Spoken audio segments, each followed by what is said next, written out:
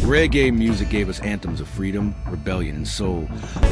Follow soldier, trot into the land. But behind the rhythms, some of its greatest stars were fighting demons they couldn't escape.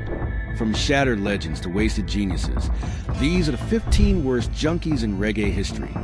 Artists who fell from grace, destroyed by addiction. Their music lives on, but their stories, a warning. 1. Up to my brain. Peter Tosh, the rebel spirit haunted by addiction. Peter Tosh was a force of nature in reggae music, a fierce lyricist, a revolutionary thinker, and 1/3 of the Wailers alongside Bob Marley and Bunny Wailer. His music carried the weight of rebellion, demanding justice and equality. But behind the militant persona was a man wrestling with his own demons.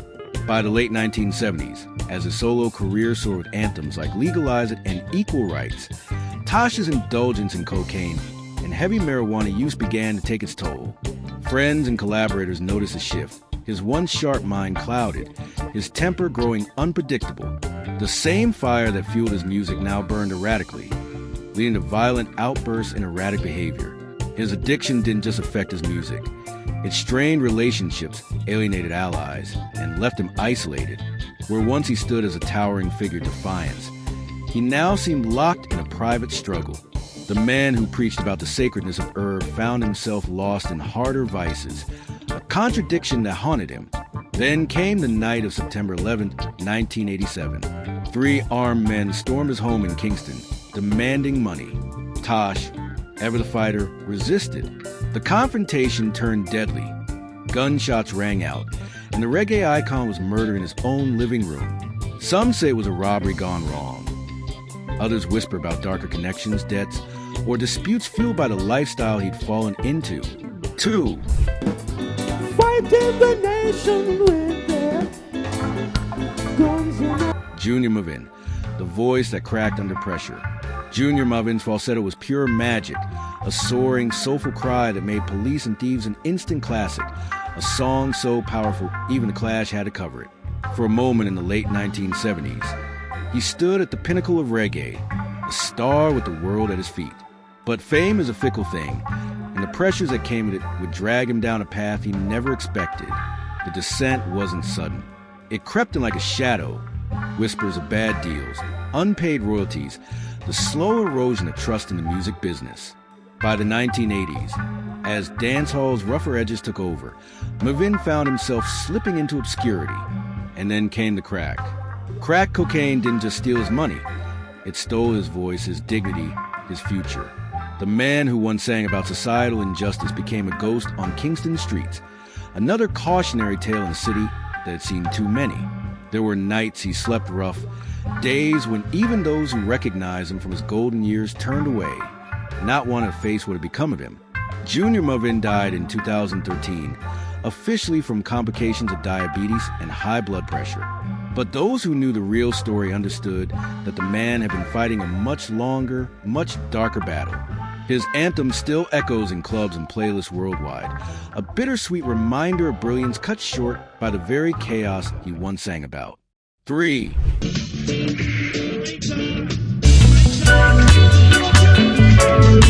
Jacob Miller, the shooting star that burned out too fast. There was a time in the 1970s when every Jamaican knew Jacob Miller's voice. That raw, electrifying energy that made inner circles of music pulse with life. He wasn't just a singer. He was a force, a man who could command a stage with the swagger of a porn star. Hits like Tenement Yard and Tired Fade Liquid League, and the voice that cemented his legend before he even turned 25. But legends, especially in reggae, have a way of ending too soon. March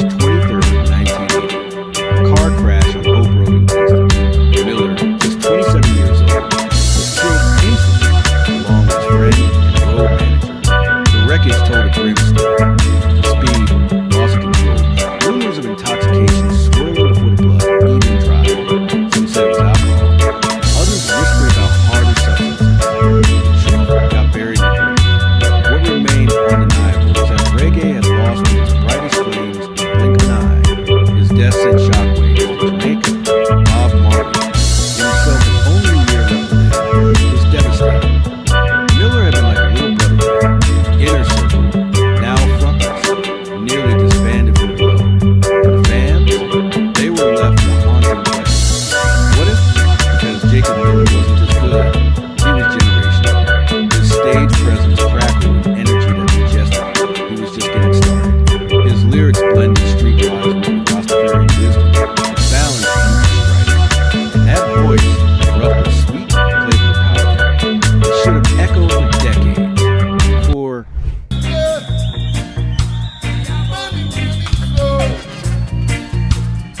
Gregory Isaacs, the crown prince who lost his throne to the pipe asterisk asterisk. They called him the cool ruler for a reason. Nobody oozed effortless charm like Gregory Isaacs. Dressed in sharp suits, his voice like honey laced with smoke, he defined lovers rock and ruled reggae through the 70s and 80s. Night Nurse, Rumors, my number one. These weren't just hits. They were the soundtrack to a generation's romances. But behind the smooth persona was a man at war with himself. And crack cocaine was the enemy he couldn't outrun. The fall wasn't immediate. It never is. At first, it was just whispers. Asterisk Gregory had taken things too far. Asterisk then came the missed shows, the hollowed-out cheeks, the once pristine suits hanging loose on his frame. The voice that once melted hearts grew thinner, rougher, like gravel where there had once been silk. Producers who once lined up for him started making excuses. Asterisk Gregory? Yeah, great artist, but him not reliable no more. By the 90s, the man who once sold out stadiums was playing half-empty clubs. His name now a cautionary tale. The crack pipe had taken his money, his reputation, even his teeth. Fans who remember the cool ruler wince at the sight of him, a ghost of his former self. Still crooning those timeless melodies, but now with a weariness that hadn't been there before. The industry wrote him off, but Gregory kept fighting. He recorded until his lungs gave out, even as the drugs and years of smoking ravaged his body. When he died in 2010, officially from lung cancer, though everyone knew the real toll came from decades of abuse, Jamaica mourned not just the artist, but the man he might have been. 5. But this life is not for me. Oh, what a ruffle life. The tragic descent of Sugar Minot, from dancehall royalty to broken legend. In the golden age of dancehall, few shone as brightly as Sugar Minot. His voice carried the perfect balance of sweetness and streetwise edge, making classics like Good Thing Going and Herb Man Hustling instant anthems. As both performer and producer, he became a bridge between roots reggae's golden era and dancehall's digital revolution, mentoring young artists while maintaining his own star power. But behind the scenes, a darker story was unfolding, one that would ultimately cut his legacy short. By the early 2000s, the cracks began to show. Where once Minot commanded stages with effortless charisma, he now appeared gaunt and distracted. Bookings became unreliable, studio sessions were missed, and longtime collaborators noticed a disturbing change in their once vibrant friend. The industry whispers grew louder. Sugar was losing himself to addiction. His physical decline mirrored his career's downward spiral. The sharp suits hung loose on his thinning frame. His once crisp vocals now carried a rasp of exhaustion. And the business acumen that built his Black Roots label seemed to evaporate. Yet even as his personal struggles mounted, Minot continued recording, as if the studio was the last place where the magic still worked. When news broke of his sudden death in July 2010, at just 54 years old, the official cause was listed as acute heart failure. But those who'd watched his painful decline knew the truth was more complicated. The music world mourned the loss of a pioneer, while quietly acknowledging the addiction that had stolen him years before his final breath. 6.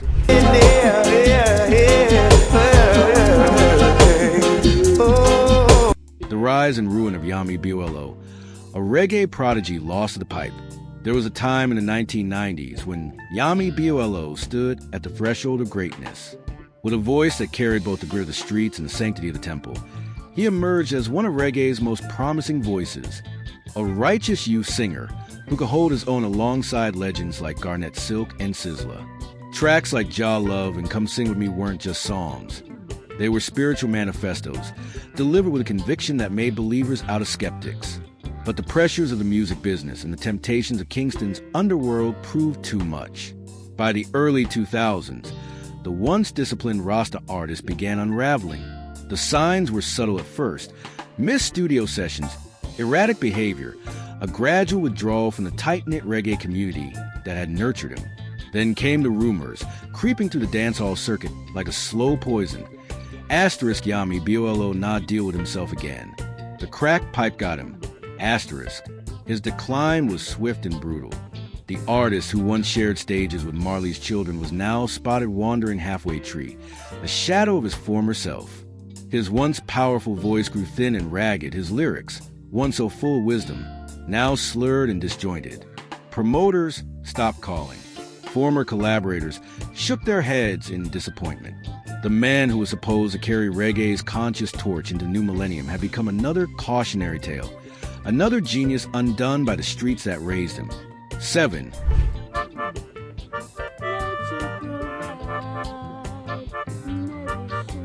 Hugh Mundell, the lost voice of reggae's revolution. The recording studio at 16 Bond Street in Kingston hummed with anticipation. That day in 1978, Augustus Pablo, the melodica mystic of reggae, had brought in his latest discovery, a wiry 16-year-old Rasta youth with an old soul burning behind his eyes. When Hugh Mundell opened his mouth to sing, "Africa Must Be Free" by 1983, the room stilled. That voice, impossibly mature, crackling with urgency, didn't sound like a teenager's hopeful protest. It sounded like prophecy. For a brief, blazing moment, Mundell seemed destined to become reggae's next great truth-teller. His 1978 debut album, recorded while most boys his age were still in school, pulsed with the same spiritual intensity as early Marley or Tosh. Pablo became both mentor and father figure, shepherding the young visionary through Kingston's treacherous music scene. They spoke of Africa's liberation, of Marcus Garvey's teachings, of music as a weapon against Babylon. But the streets of Kingston in the early 1980s had their own lessons to teach. As Mundell's star rose, so too did the danger surrounding him.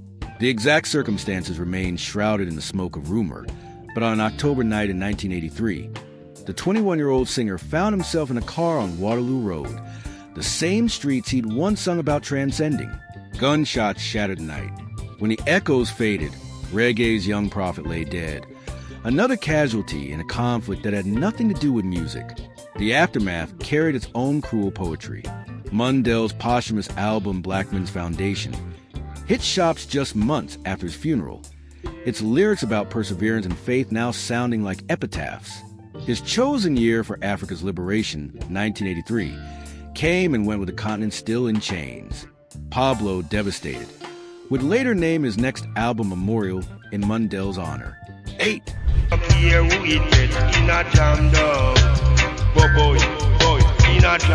Prince Far Eye, the thunderous voice silenced too soon. The first thing you noticed was that voice, a rumbling earthquake of sound that seemed to shake the very foundations of reggae. Prince Far didn't just sing or toast. He prophesied in a baritone so deep it felt ancestral. When he chanted heavy manners or under heavy manners, it wasn't entertainment. It was a seismic warning from the streets of Kingston, delivered by a man who carried the weight of history in his vocal cords. By 1983, the man born Michael James Williams had become one of Jamaica's most distinctive musical forces. His work with King Tubby at the height of Dub's golden era had cemented his status as the voice of thunder, a nickname that barely did justice to his otherworldly presence. But in a pattern too familiar in Jamaican music, success bred danger. The September night, they came for him. Kingston was its usual restless self. The details remain murky. Official reports call it a home invasion gone wrong, but the whispers told different stories. Some spoke of unpaid debts, others of business dealings turned sour. What's certain is that when the gunman left the Spanish town home, reggae lost one of its most unique voices to a violence he'd often warned about in his music.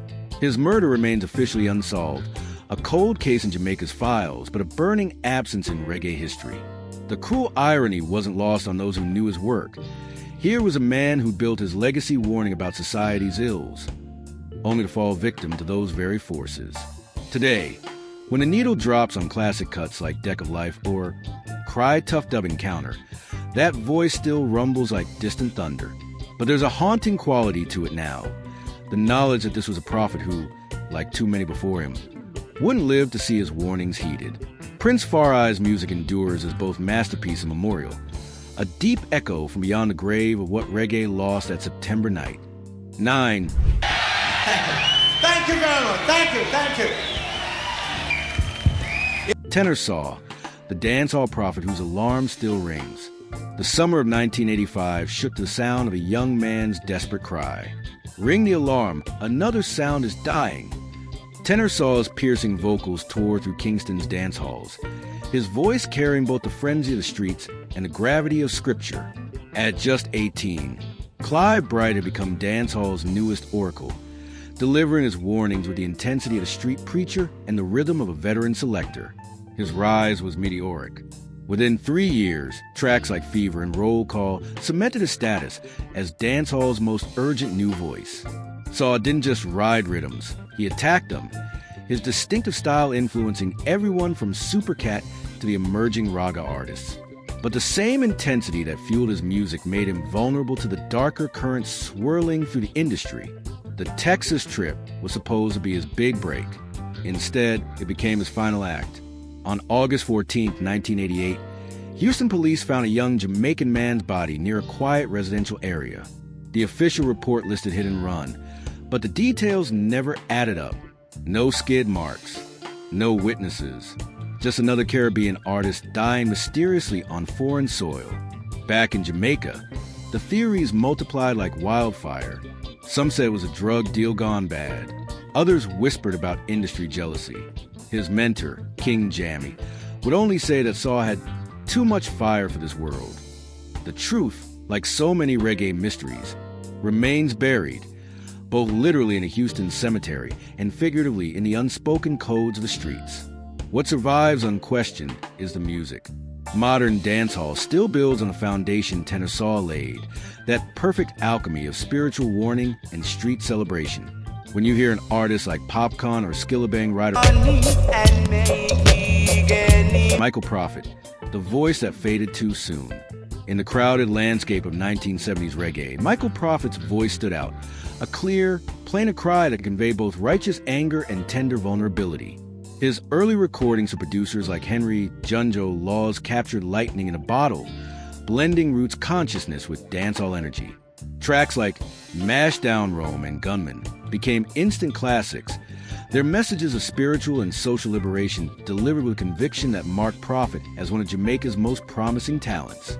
But the pressures of the music business and the temptations of Kingston's nightlife took their toll. As the 1980s dawned, colleagues began noticing changes.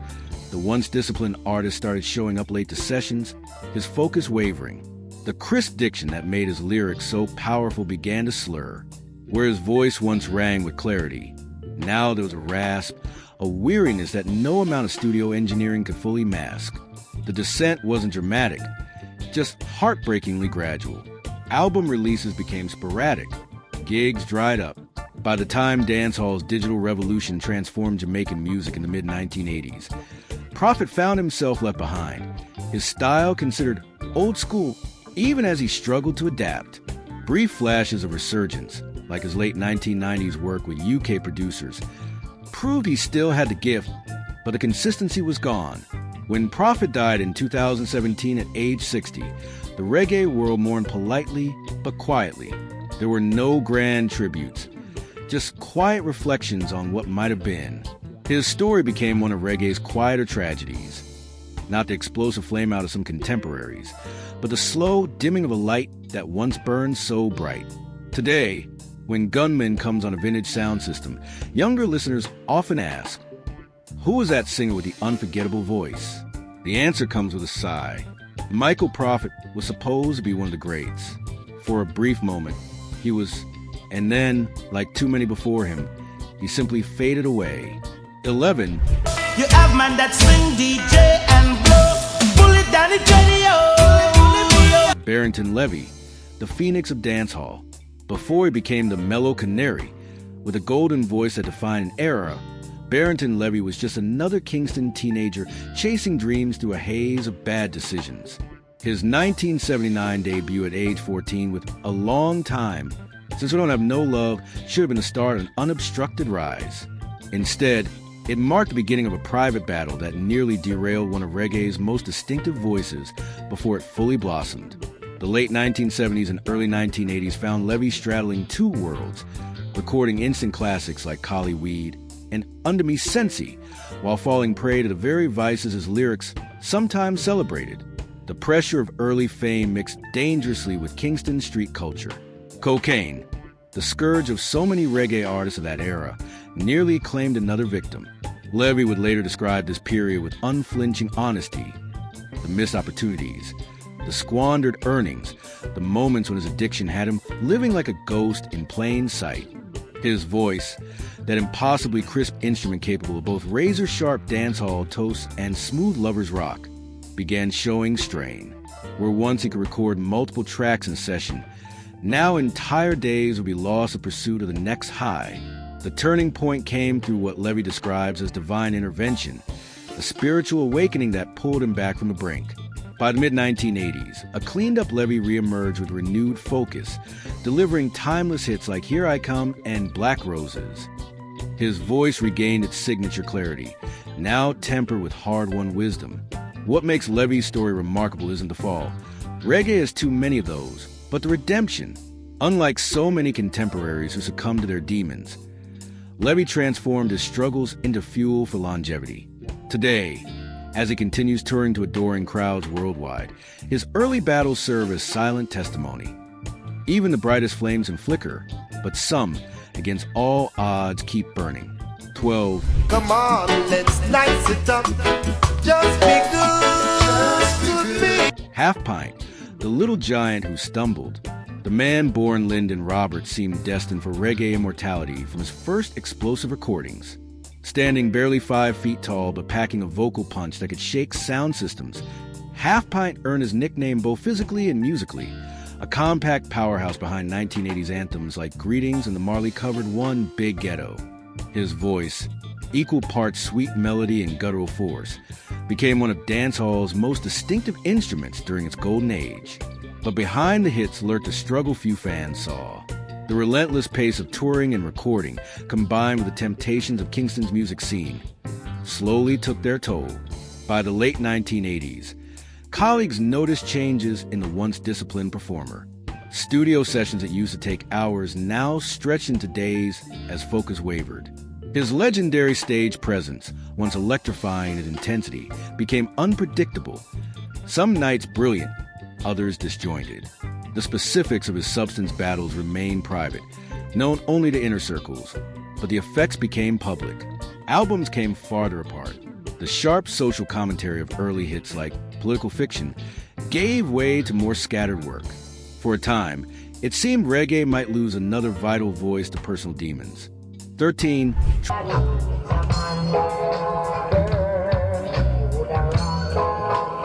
Tristan Palmer, the forgotten warrior of reggae. There was a time in the late 1970s when Tristan Palmer's voice seemed everywhere, booming from Kingston's zinc-fenced sound systems, crackling through transistor radios, floating across Caribbean beaches on humid nights. His distinctive style, that perfect blend of roots gravitas and dancehall swagger, made him one of reggae's most exciting voices. Tracks like Joker Smoker and Spliff Tail weren't just songs. They were cultural moments, capturing the spirit of an era when reggae was both party music and rebellion. But the 1980s brought changes, not just to the music, but to the man himself. As digital dancehall replaced the organic sounds Palmer excelled in, the industry began leaving veterans behind. For some artists, this transition sparked reinvention. For Palmer, it seemed to trigger a slow unraveling. Those who knew him best saw it first. The missed recording dates, the erratic behavior, the gradual withdrawal from the tight-knit reggae community. The voice that once delivered sharp social commentary with effortless cool now sounded frayed at the edges. Where Palmer had once moved through Kingston's music scene with confident purpose, he now seemed to drift, chasing the highs that had once come so naturally. By the 1990s, he becomes something rare in Jamaica, a ghost of reggae's golden age, occasionally spotted at old-school stage shows or wandering record shops, but largely absent from the charts that had once celebrated him. Brief comeback attempts flickered but failed to catch fire, the magic of his early work just out of reach. The tragedy of Tristan Palmer isn't one of dramatic flameouts or shocking demises, but of quiet disappearance. The kind where fans only realize someone's gone missing long after fact. Unlike his contemporaries who battled addiction publicly, Palmer's struggles happened offstage, away from spotlights that had long since moved on. Today, when collectors dust off his classic 45s, they're left wondering what happened to the man behind that unforgettable voice. The records still sound vital, still pulse with energy and wit, but they also serve as bittersweet reminders that in reggae, as in life, not every great voice gets to sing its final note on its own terms. 14.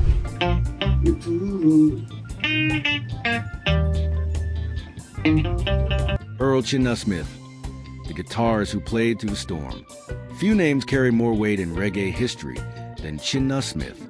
His guitar work, those luminous, liquid riffs that grace classics by Bob Marley, Dennis Brown, and countless others, became the very sound of Jamaican music. The High Times band sessions, those magical midnight recordings at Channel One, where Chinna's guitar seemed to speak in tongues, created some of reggae's most enduring moments. But behind the musician who could make six strings weep with beauty was a man fighting private demons that nearly silenced his gift forever. The 1980s, while creatively fertile, became Chinna's wilderness years. As his reputation grew as reggae's premier guitarist, so too did his reliance on the substances that promised escape from the pressures of being everyone's secret weapon. The signs were there for those who looked closely. The occasional missed gig, the sessions where his legendary precision would inexplicably falter, the slow erosion of the sharp musical instincts that had made him indispensable. Kingston studio culture of the time didn't help. Cocaine flowed as freely as Red Stripe in those smoke-filled rooms, and Chinna, like so many brilliant sidemen, found himself caught between the music's demands and his own unraveling. There were nights when a man who could play the stirred-up riff in his sleep suddenly couldn't find the changes, his hands betraying him at last. But here's where Chinna's story diverges from so many others. Unlike the singers and producers who fell completely to their addictions, the guitarist clawed his way back through sheer force of musical will. By the 1990s, clean and refocused, he became the elder statesman of reggae guitar, mentoring younger players, forming the legendary Soul Syndicate Band, and proving that even the deepest wounds could heal when tended by music itself. Today, when you hear that unmistakable guitar lick on Marley's Crazy Bald Head or Brown Here I Come, you're hearing more than just great playing. You're hearing a man who survived his own private hurricane and kept making beauty in the eye of the storm. Chinna's legacy isn't just in the notes he played, but in the hard-won wisdom that sometimes the sweetest music comes from those who've known the bitterest struggles and played through them anyway. 15. Here I come with love and not hatred. Dennis Brown, the rise and ruin of reggae's fallen prince. The story of Dennis Brown is one of those tragedies that lingers in the air like smoke after fire, bright, then suffocating. He had a voice that could melt stone, a gift so natural that Bob Marley himself called him the greatest reggae singer alive. But talent doesn't save a man from himself. By the time he died at 42, hollowed out by addiction, he wasn't just another casualty. He was reggae's most heartbreaking waste. In the beginning, he was magic, a child prodigy from Kingston, singing sweet and wise beyond his years, crafting hits before most boys even think about love. Money in My Pocket, Revolution, Here I Come, these weren't just songs, they were anthems. He carried reggae's torch after Marley, smooth where Bob was rough, tender where Peter Tosh was militant. He should have been unstoppable. But the crack showed early. The music business is brutal, and Brown was too trusting, too quick to hand over control. Money slipped through his fingers. Worse, so did his discipline. Cocaine slithered into his life, then crack, the destroyer of kings. By the 90s, he was a ghost of himself. Missed shows, slurred performances, that velvet voice fraying at the edges. Promoters whispered, fans groaned, but no one could look away, because even fading, he could still summon chills with a single note. The saddest part? He knew. In interviews, he'd shake his head, admit he threw it all away, vow to clean up, only to vanish again into the haze. Friends tried, family begged, but addiction is a jealous god. It doesn't share. When he died in 1999, lungs wrecked, body spent, it wasn't just an artist gone. It was a warning, Reggae has seen its share of lost souls, but none with so much left to give. Dennis Brown could have been immortal. Instead, he's remembered in whispers, the voice of a generation, the ghost of what might have been.